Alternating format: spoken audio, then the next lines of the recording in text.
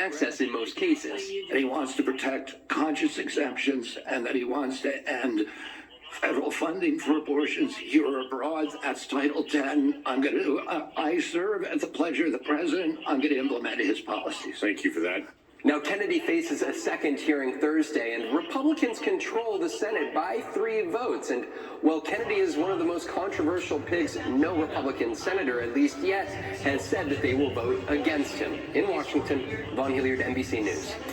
And the Senate confirming Lee Zeldin to lead the Environmental Protection Agency. It's a key role to help President Trump fulfill his pledge to roll back major environmental regulations, including those aimed at slowing climate change and encouraging the use of EVs. The vote was 56-42 in his favor.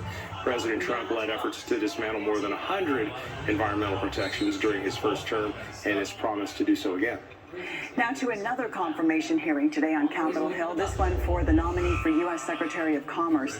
Nominee Howard Lutnick sat before the Senate Commerce, Science, and Transportation Committee, and today he talked about his appreciation for what he rebuilt at New York City-based Cantor Fitzgerald after most of his company employees were killed in the World Trade Center back on 9/11.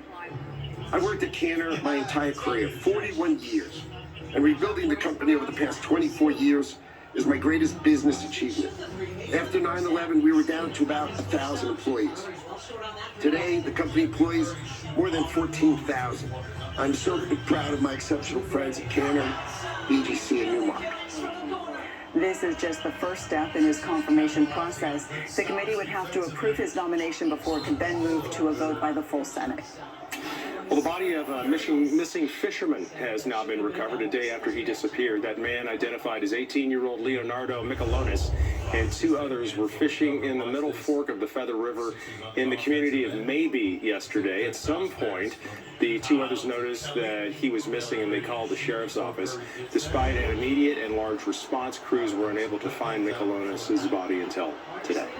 Galt police arrested a 23-year-old man accused of abusing and sexually assaulting elderly patients at a medical facility. Officials started investigating when several patients at that facility reported being sexually assaulted by that employee. He's now identified as Justin Atkinson from Stockton. Police say he was suspended from his job right after the allegations were brought to the medical staff.